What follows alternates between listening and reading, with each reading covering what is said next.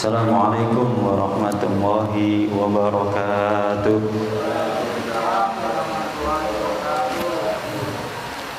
Innal hamdalillah nahmaduhu wa nasta'inuhu wa nastaghfiruh wa na'udzu billahi min shururi anfusina wa min sayyiati a'malina. May yahdihillahu fala mudilla lahu wa may yudlil fala hadiya lahu. Wassalatu wassalamu ala Rasulillah la nabiyya ba'da wa la hawla wa la quwwata illa billah. Rabbi shrah li sadri wa yassir li amri wahlul 'uqdatam min lisani yafqahu qawli. Subhanaka la 'ilma lana illa ma 'allamtana innaka antas sami'ul 'alim.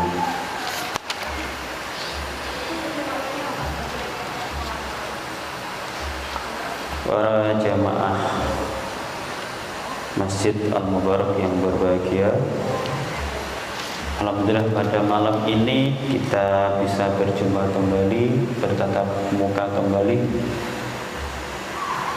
dalam keadaan sehat walafiat. Salawat dan salam mari kita haturkan kepada junjungan kita Nabi Agung Muhammad sallallahu alaihi wasallam, Nabi yang kita usahakan ikuti sunnah-sunnahnya dan yang kita harapkan syafaatnya. Para jemaah rahimakumullah,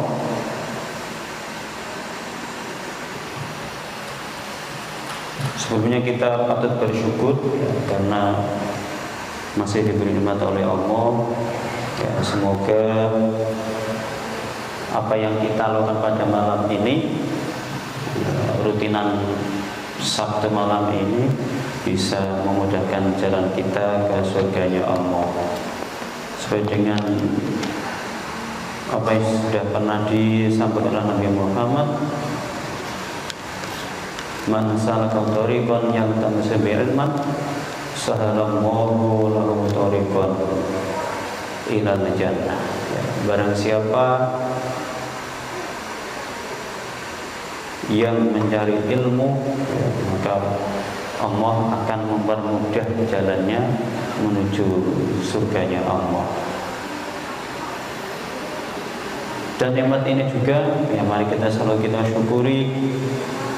Alhamdulillah pada malam ini kita mendapatkan nikmat yang agung, tapi banyak yang sering melupakan nikmat ini, yaitu nikmat sehat dan nikmat sempat. Ini karena sudah menjadi kebiasaan yang ini, jadi banyak yang sering melupakan. Jadi kita sering merasa tidak sempat, sibuk, karena ketika sedang tidak sibuk tidak menyempatkan, atau karena kita dapat nikmat sehat tapi lupa, baru merasa tidak sehat kalau sudah terkena sakit.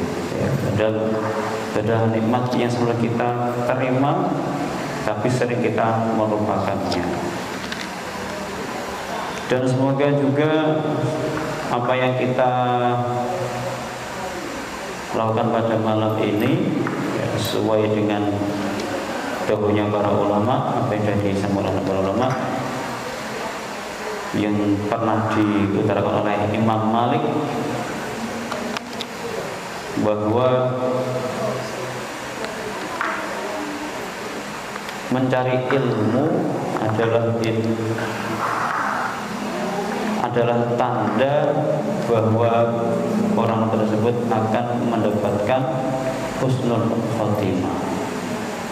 At-tafaqquhu fid-din alamatu husnul khotimah.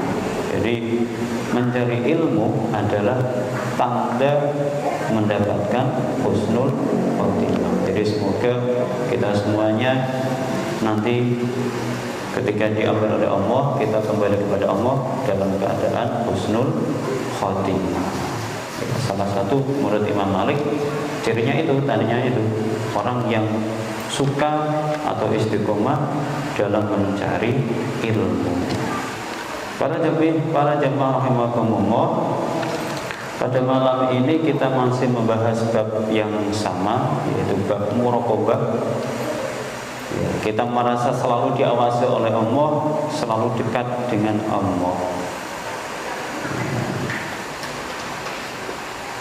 Ini sengaja saya sampaikan kalau di awal-awal dulu ya, saya itu untuk kajian ini menyampaikannya itu per bab. Jadi saya ambil hanya yang poin-poin saja. Umpama bab taubat, ya, saya ambil poinnya, terus nanti di pertemuan selanjutnya ganti bab yang lain. Tapi mulai puasa kemarin, ya, ini saya coba baca semua isi babnya. Jadi tidak hanya poin-poinnya, tapi semua yang ada di hadis ini coba saya bacakan ya. Karena ini kita niati membaca hadisnya Nabi. Jadi ini yang kita pelajari adalah apa yang pernah disampaikan Nabi kepada sahabat-sahabat beliau, baik itu perkataan beliau maupun perbuatan Nabi Muhammad.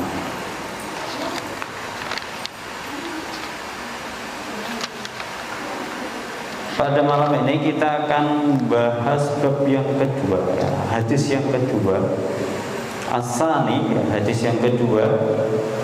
Jadi kalau di pertemuan sebelumnya, yaitu 2 pertemuan, kita dapat 1 hadis. Nah ini pertemuan ketiga kita baru masuk hadis yang kedua. Tapi ketepatan dulu itu hadisnya memang panjang. Jadi kadang hadisnya panjang, tapi kadang hadisnya kecil. Jadi menyesuaikan dengan waktu.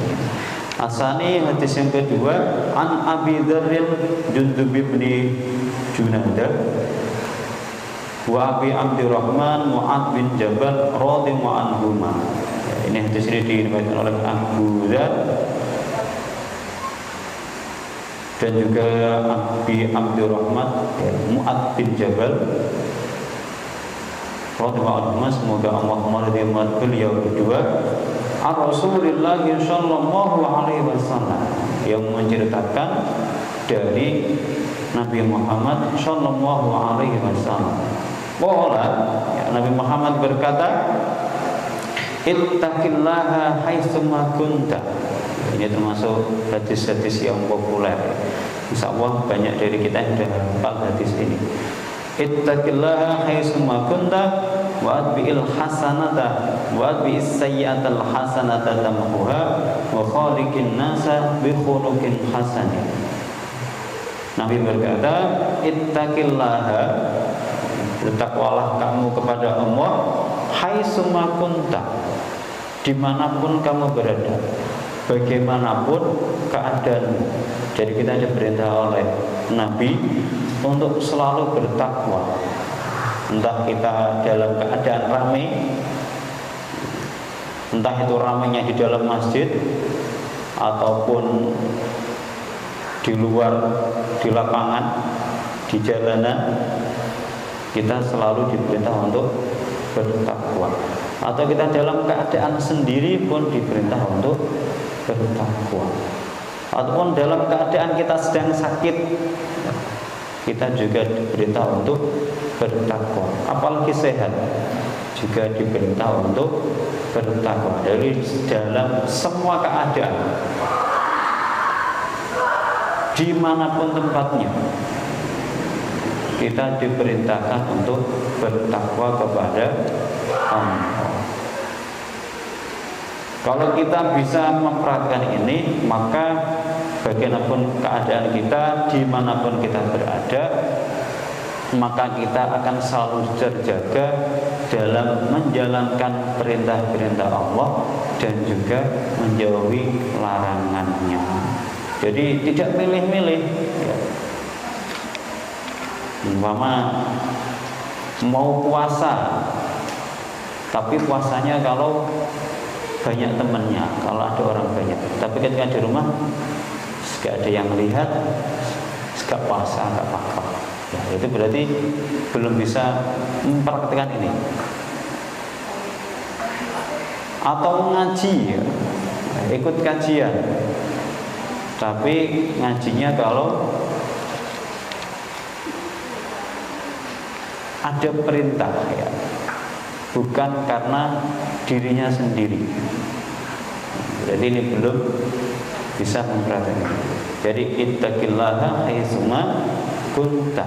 Kita diperintah oleh Nabi Muhammad untuk selalu bertakwa dimanapun kita berada, bagaimanapun keadaan kita. Wa atbi'is sayyi'atal hasanata. Wa atbi'is sayyi'ata, dan ikutilah perbuatan buruk al hasanata, diikuti dengan perbuatan yang baik. Untuk apa kita mengikuti perbuatan buruk dengan perbuatan yang baik? Tamhuha, agar perbuatan buruk kita itu bisa tertutupi dengan kebaikan kita. Jadi kalau kita pernah berbuat salah, kita pernah berdosa, maka segera mungkin kita mengerjakan kebaikan.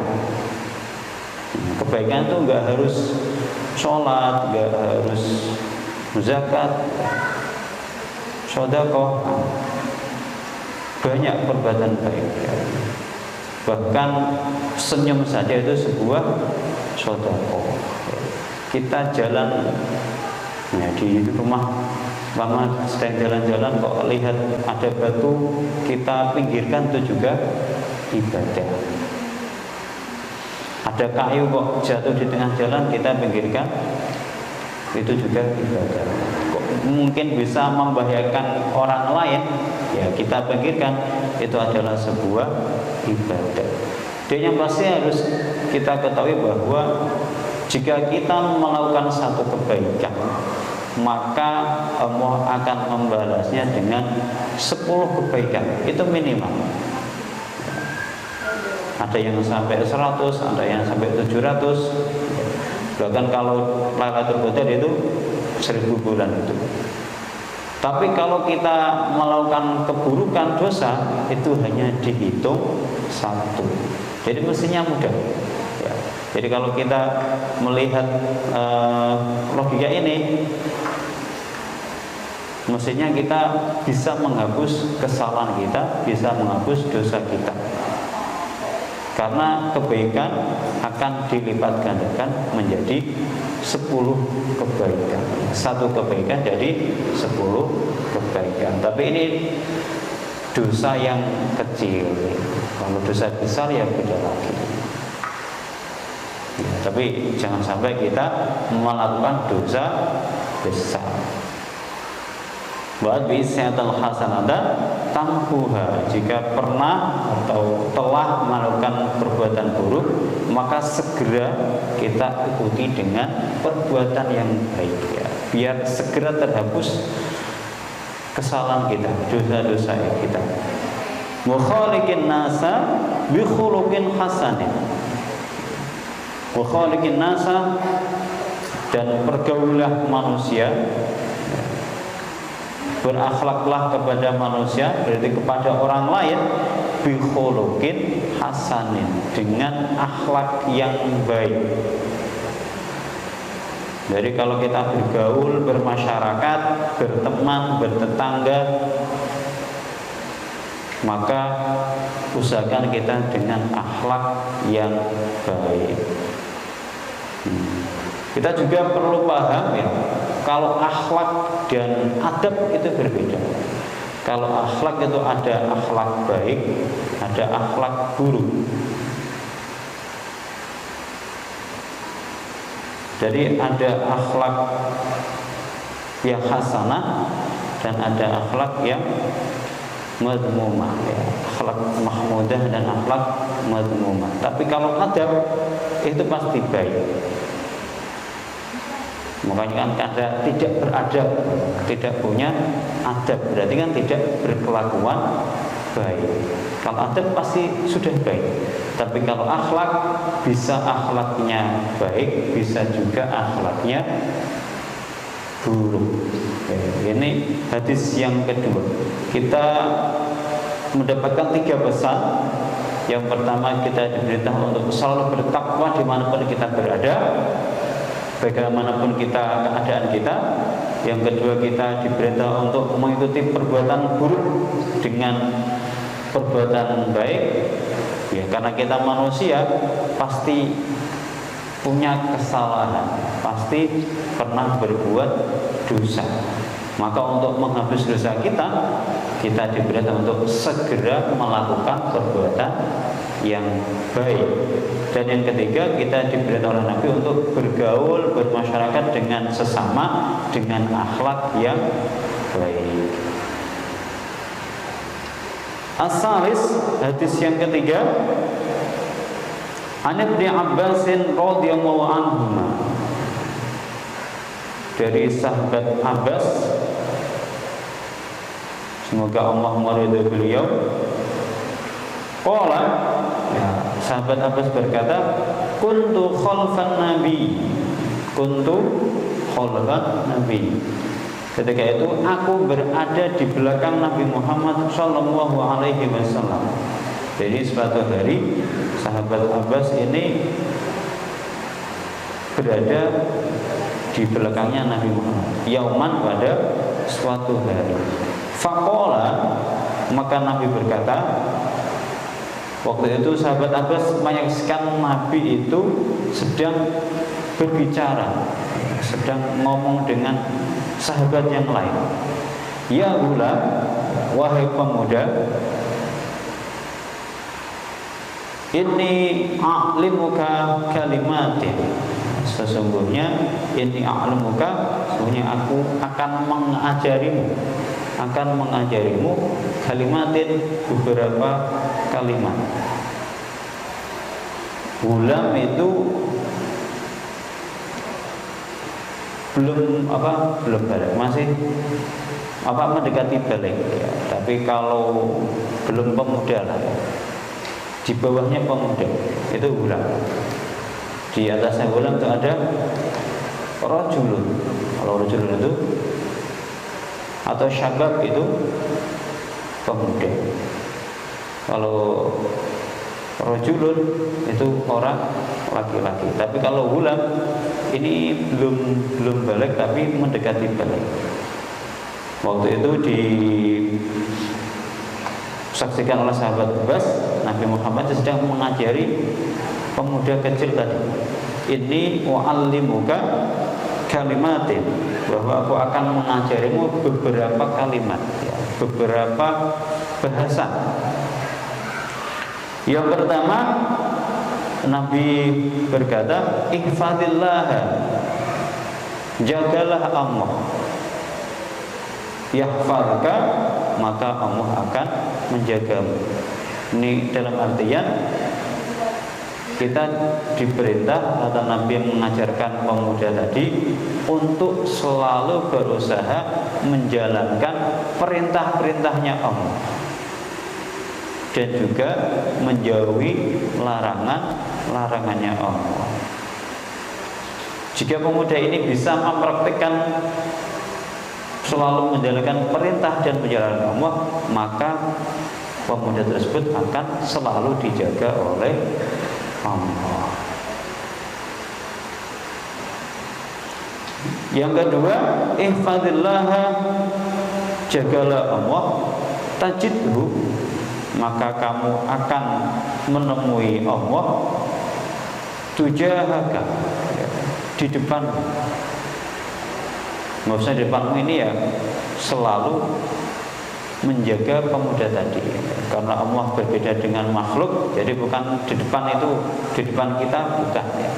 Tapi ini maksudnya selalu menjaga pemuda tadi. Jika pemuda tersebut mau menjaga Allah tadi, selalu menjalankan perintah dan menjauhi larangannya Allah. Kemudian Nabi juga mengajarkan, idza sa'alta, jika kamu meminta, fas'alillah, maka mintalah kepada Allah. Ini juga untuk pengajaran bagi kita. Jadi jika kita mau minta, maka mintalah kepada Allah, ya bukan kepada orang lain.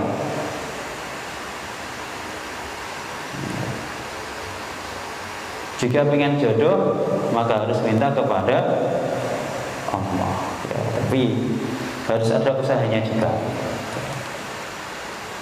Harus ada usahanya. Pengen pekerjaan, ya berusaha mencari dulu. Tapi jangan lupa untuk berdoa meminta kepada Allah. Idza sa'alta fas'alillah wa idza sta'anta, dan jika kamu meminta pertolongan, fasta'in billahi, maka mintalah pertolongan kepada Allah. Kalau butuh pertolongan, maka mintalah pertolongan kepada Allah, bukan pada yang lain. Apalagi sampai pergi ke ahli-ahli itu, ya jangan sampai. Kita selalu meminta pertolongan kepada Allah. Selanjutnya juga Nabi berkata, wa'lam annal ummata, ya, ketahuilah, ini penjelasan dari hadis sebelumnya tadi. Annal ummata, sesungguhnya seorang kelompok, ya, umat, lawijtama'at, ya, jika umat tersebut berkumpul, mungkin ormas, ya, ala ayyang fa'uka, yang akan menolongmu, bisyai'in, dengan sesuatu, ya, jika ada orang, ya, masyarakat atau ormas berkumpul dan ingin memberikan pertolongan kepadamu, lam yanfa'uka illa bisyai'in, maka sesungguhnya umat tersebut, ormas tersebut tidak akan memberikan manfaat illa bisyai'in, kecuali dengan sesuatu qad kataballahu laka, dengan sesuatu yang sudah ditetapkan oleh Allah.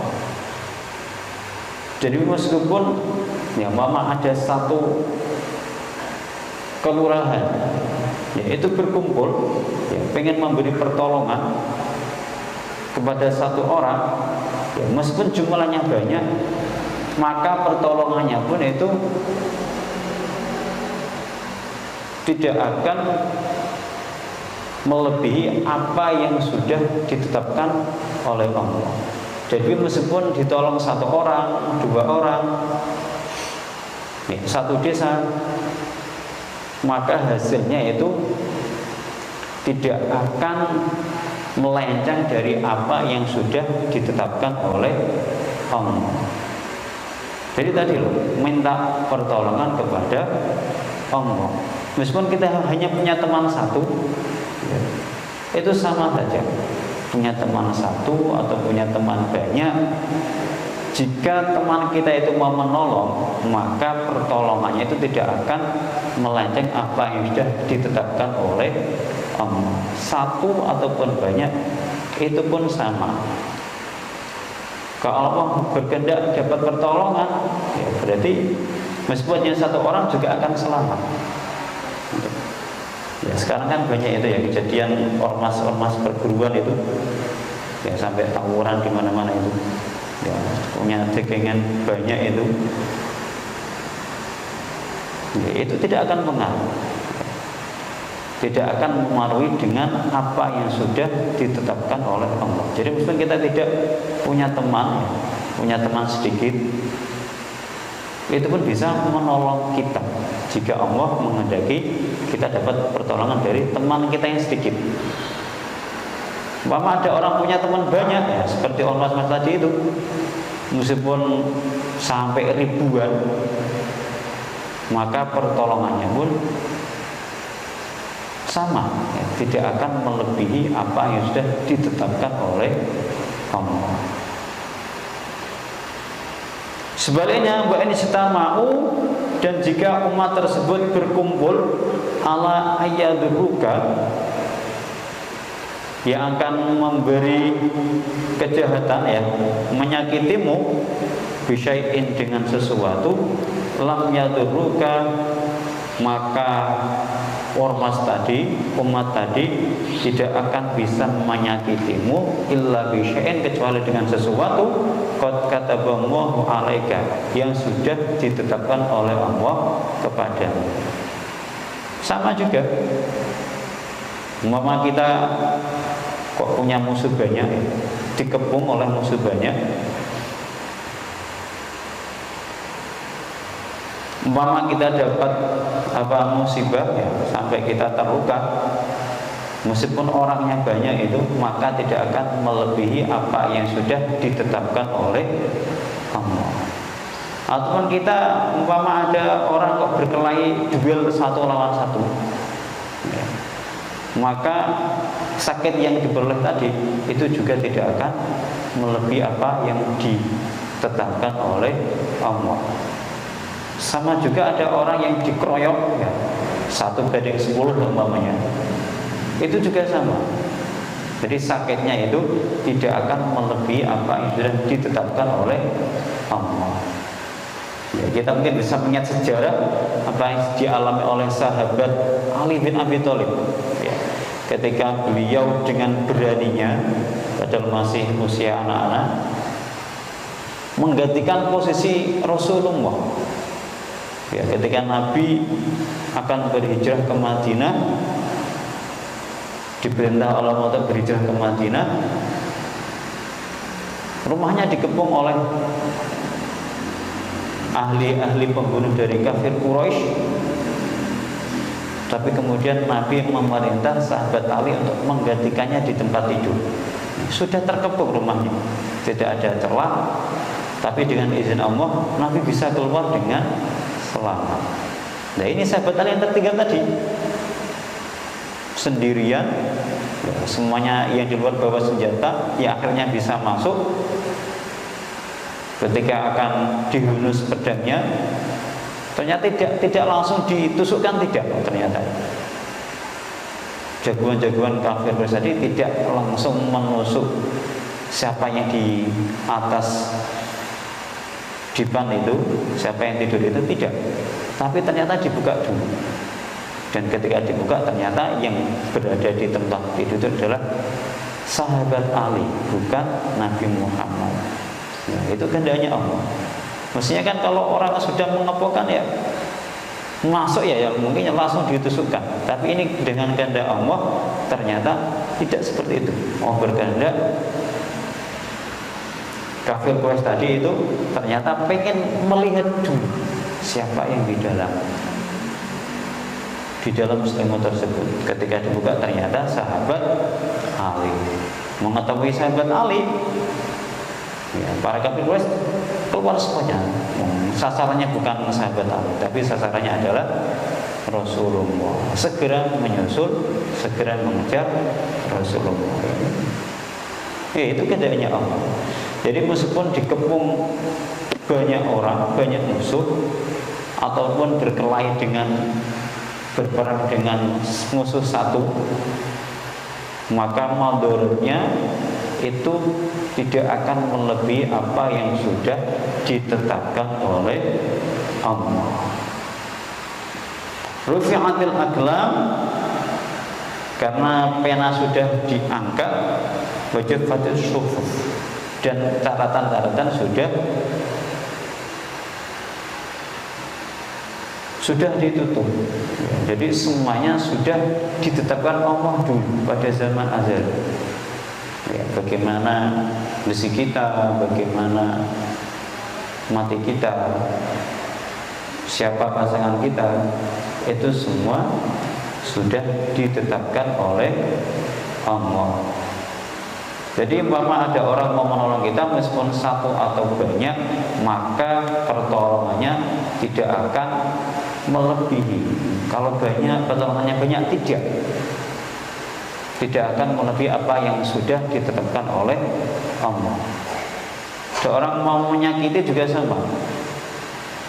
Seorang yang menyakiti atau gerombolan ingin menyakiti, itu tidak pengaruh, karena semua sudah ditetapkan oleh Allah. Jadi ya pede saja ya. Orang bertakwa mestinya selalu percaya diri. Ini tentunya butuh, tidak semuanya bisa melakukan ini. Ini benar-benar orang yang sudah imannya kuat bisa praktek ini. Tapi kalau masih kebang-kebis, ya, naik turun, ya pasti ada rasa takut, mau dikeroyok, ya pasti manusia ya mungkin ada rasa takut, menunjukkan sifat manusiawi. Tapi yang pasti tadi, baik banyak maupun sedikit, itu tidak akan melebihi apa yang sudah ditetapkan oleh Allah. Contohnya tadi, sahabat Ali bin Abi Thalib sudah dikepung, tapi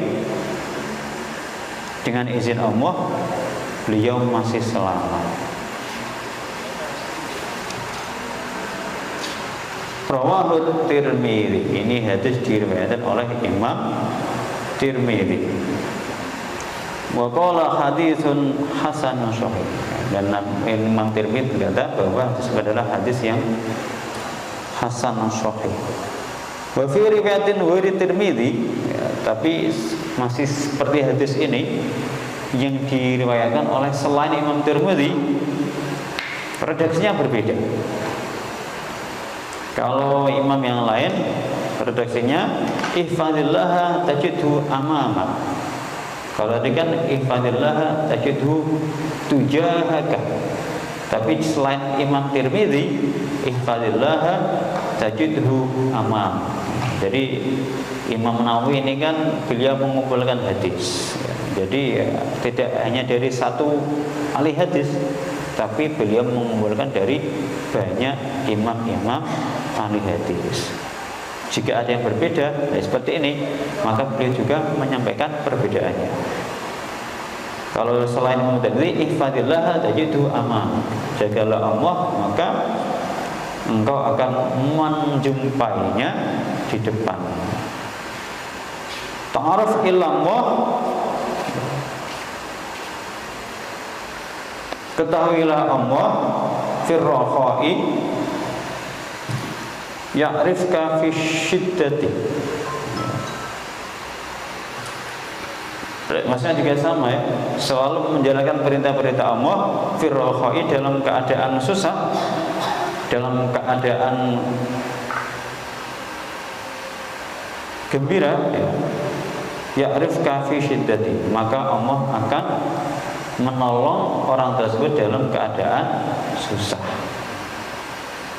Wa'lam, dan ketahuilah annama akhta'aka, sesungguhnya apa yang akan mencelakaimu, lam yakun lisyushabika, itu tidak akan menyakitimu. Wa ma asobaka, tidak akan menimpamu. Lam yakun liyukhti'aka, dan tidak akan menyakitimu. Maksudnya sama tadi, bahwa pertolongan maupun kemadharatan itu semua sudah ditetapkan oleh Allah. Tidak ada yang bisa merubah. Jika ada orang yang menyakiti kita, tapi kalau Allah tidak berkehendak, maka itu pun tidak akan terjadi. Tapi kalau Allah berkehendak, meskipun kita dalam keadaan sendirian, ketika kita waktunya jatuh, maka juga akan jatuh sendiri. Seperti kecelakaan itu. Kecelakaan kan bisa terjadi karena kecelakaan sendiri, kan bisa. Ya, ujuk-ujuk terjatuh. Bahwa itu ada lubang atau ngantuk, kecelakaan pribadi. Bisa juga kecelakaan karena tabrakan. Itu kan semua sudah ditetapkan oleh Allah. Jadi meskipun satu orang atau banyak orang maupun sendiri, apa yang sudah ditetapkan Allah pasti akan terjadi. Dan apa yang tidak ditetapkan oleh Allah, meskipun kendaraannya banyak, maka juga akan selamat. berkendara sepi, ya, tapi kalau Allah berkehendak terjadi kecelakaan, maka juga akan terjadi kecelakaan. Tapi kita punya senjata, yaitu kita punya doa. Doa itu adalah senjata orang mukmin, senjatanya orang Islam. Jadi kalau ingin selamat, ya kita harus selalu berdoa minta selamat kepada Allah. Ya, kita minta pertolongan kepada Allah. Semuanya kan pengen selamat. Wa'lam, dan ketahuilah annan nasra ma'asyabri. Annan nasra sesungguhnya pertolongan ma'asyabri itu bersamaan dengan sabar. Jadi pertolongan Allah itu diberikan kepada orang-orang yang sabar. Jadi kalau mendapat apa-apa, ya musibah, ya diterima. Karena Allah itu memberikan musibah pasti sudah ada ukurannya. La yukallifu nafsan illa wus'aha. Allah itu memberikan ujian, yaitu sesuai dengan kemampuan hambanya. Tapi barang siapa yang mau bersabar, maka Allah akan menolong hamba tersebut. Anan nasra ma'as sabri. Tapi kalau dapat musibah kok tambah mengeluh,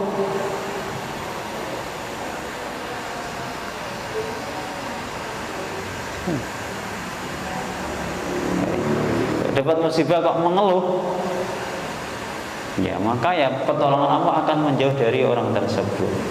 Ya. Kalau dapat musibah, kemalangan, diterima yang sabar, maka pertolongan Allah akan bersama orang tersebut.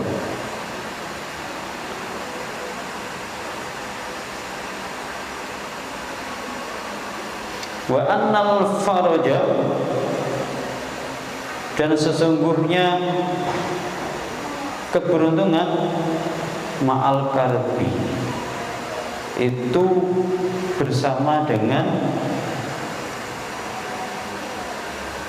kemalangan. Jadi kadang-kadang itu adanya kemalangan itu mendatangkan keberuntungan. Wa anna ma'al usri yusra, dan sesungguhnya kesusahan yusron itu bersama dengan kemudahan.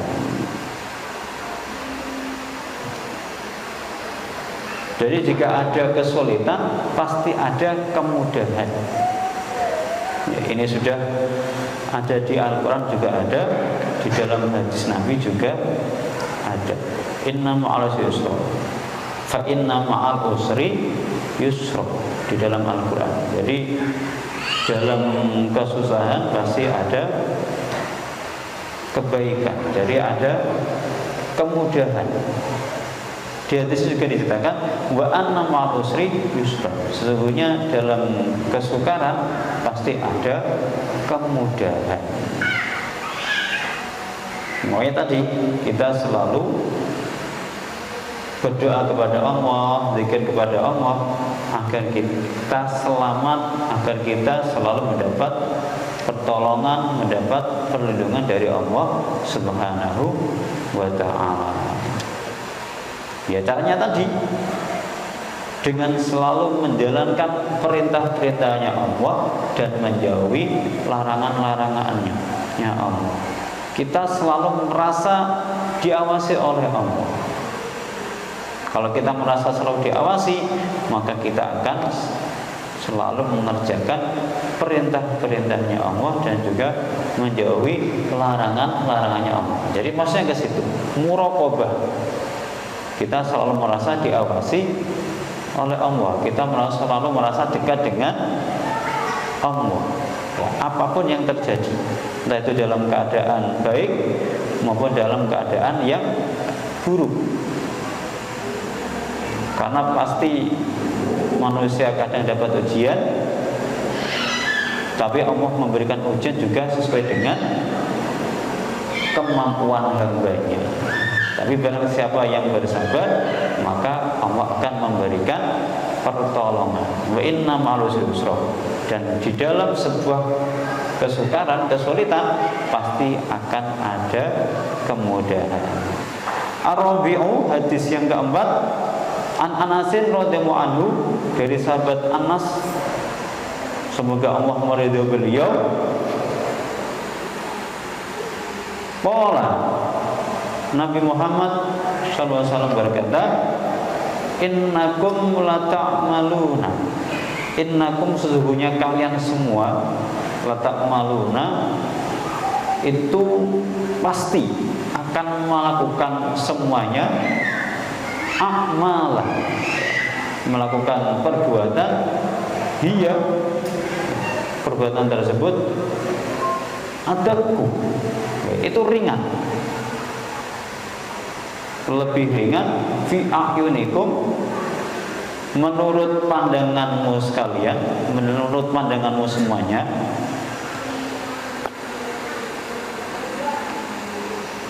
minasya'ri, lebih kecil atau lebih ringan dari rambut. Ini sudah dikritisi oleh Nabi Muhammad. Innakum la ta'maluna a'malan ya'taku fi a'yunikum minasya'ri. Bahwa pada hari akhir ya, manusia itu akan mengerjakan perbuatan yang menurut manusia tersebut itu dihitung kecil, lebih kecil dari, dihitung ringan, lebih ringan dari rambut.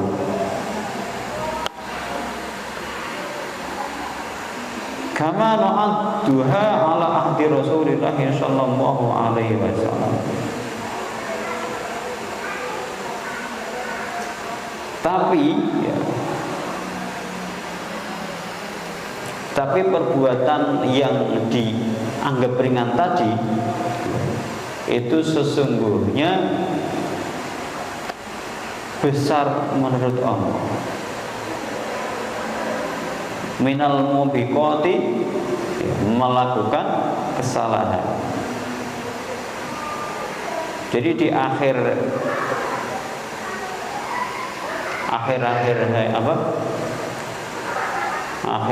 manusia ya, di zaman-zaman akhir manusia itu akan mengerjakan perbuatan yang dianggap ringan oleh manusia, tapi menurut Allah itu berat.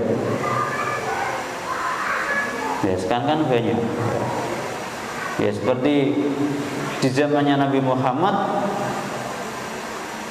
ya, wanita itu, perempuan itu dimuliakan. Kalau di zaman jahiliyah perempuan itu tidak punya arti ya, tidak dihitung, tidak dianggap. Tapi ketika Nabi Muhammad berdakwah, perempuan dimuliakan.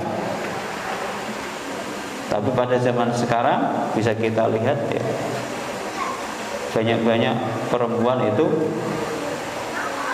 yang merendahkan dirinya mereka sendiri. Ya.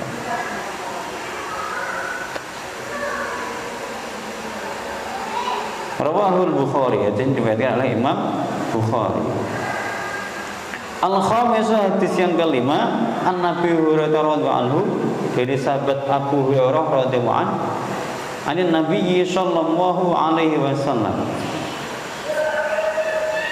yang diriwayatkan, yang diceritakan dari Nabi Muhammad sallallahu alaihi wasallam. Qala, Nabi Muhammad berkata, innallaha ta'ala, sesungguhnya Allah Ta'ala, yaghur, itu cemburu. Allah itu juga punya sifat cemburu.